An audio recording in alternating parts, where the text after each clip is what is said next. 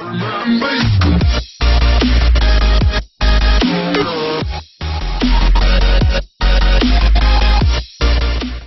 not going to bother with an in-depth breakdown of Trump's executive order on immigration. Plenty of those have already been written, and a few of them are even accurate examples, here and here. I have only a few random points that need to be emphasized. 1. Everyone calm down.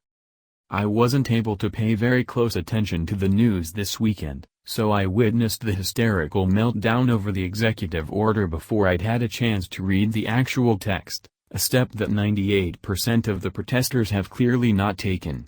From the way the left went into full meltdown mode, you'd think that Trump took some kind of extreme, incredible, unthinkable step.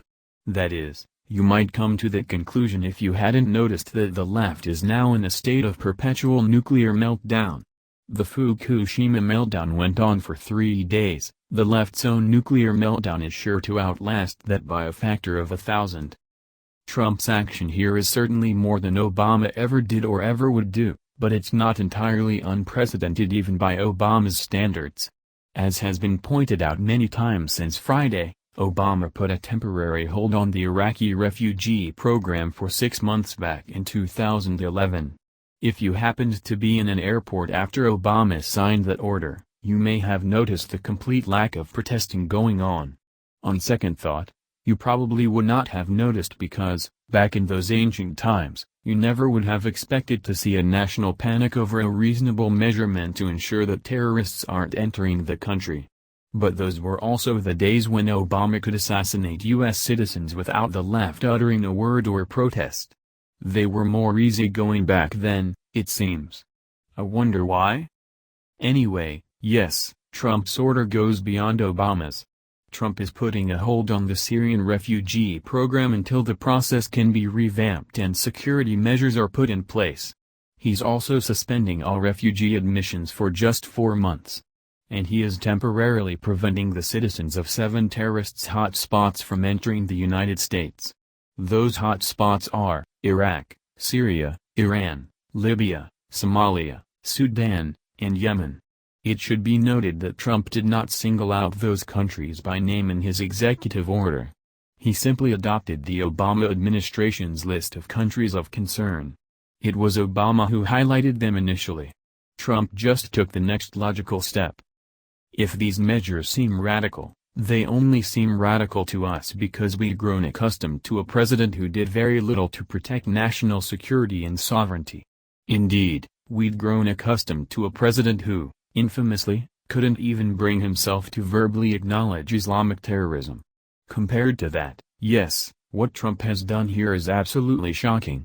Looked at objectively, however, it's honestly not that radical. It's not a big deal at all, really. It's a sensible first step towards ensuring that American citizens are better protected from the violence and chaos overseas. What would these protesters have us do, anyway? Somalia, Syria, Libya, these are failed states.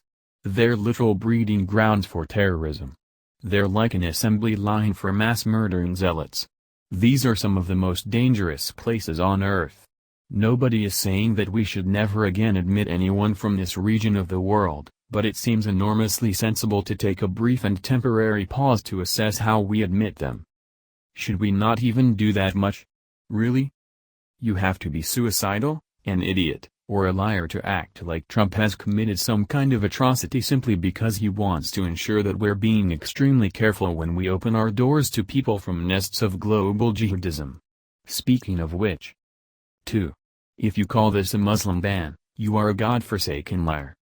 Let's cut to the chase. There's no other way of putting it. When you refer to Trump's Muslim ban, you're lying.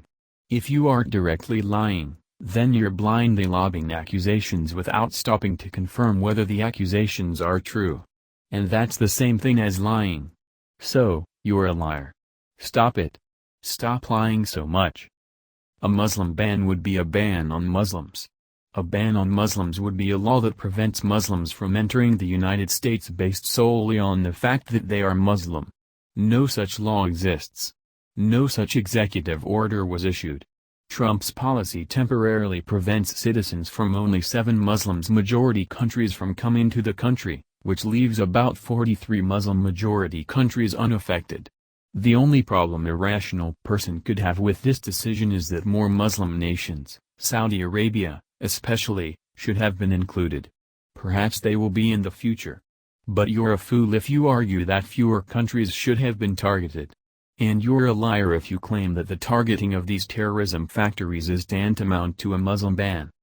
It's not Donald Trump's fault that all of the countries that churn out terrorists also happen to be Muslim. The reason that Christian-majority countries aren't being subjected to a ban is that Christian-majority countries aren't exporting jihadists left and right.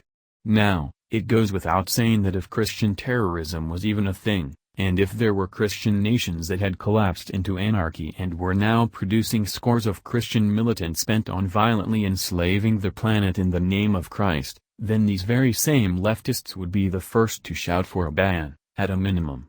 I wouldn't be surprised to hear them clamoring for a series of nuclear strikes to finally eradicate the Christian scourge once and for all.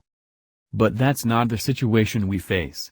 The situation is that certain Muslim-majority countries, and only Muslim-majority countries, have become hatcheries for global terrorism. If there's a link between the fact that these countries produce terrorists and the fact that these countries are majority Muslim, that's something the Islamic community should take up with itself. In the meantime, all we can do is respond to the reality as it presents itself. 3. The Trump administration needs to stop undermining its own agenda.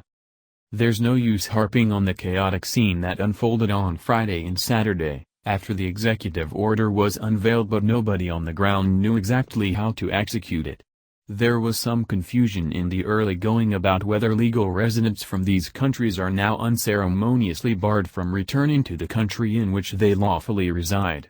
Some green card holders who were currently in transit to the U.S. when the order was issued found themselves in a precarious spot upon landing on American soil. The confusion was unnecessary. Certainly, the left would have gone into hysterics regardless. But there's no reason to supply them with ammunition. It seems clear now, after DHS has had time to sort out the particulars, that those with green cards or dual citizenship can come back to the United States. They'll simply have to undergo some additional screening when they get here. That makes sense. The original approach to this issue made no sense, mainly because nobody seemed to know what the approach was supposed to be. These are things that should have been sorted out ahead of time. It's completely inexcusable to move forward with an executive order as crucial as this without knowing exactly how it's going to be carried out.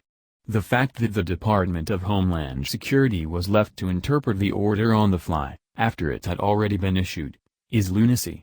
Donald Trump is not a legal expert, nor is he an expert on terrorism or immigration. He doesn't need to be, but he does need to have a team of experts around him, and he does need to consult with them before making this kind of move.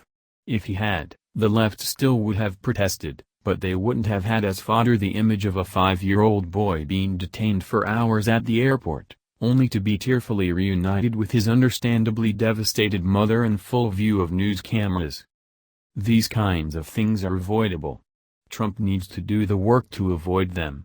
There are no excuses for the clumsy, ham-fisted way in which this was executed. 4. If Islam isn't to blame for terrorism, why are you so worried about turning Muslims into terrorists? I'm glad to see I'm not the only one who's had this thought. It seems odd to hear so many leftists declaring that Trump's immigration policy will inspire more terrorism against the United States. If Muslims aren't prone to violence, as the left insists, why would an executive order provoke these non-violent folks to violence?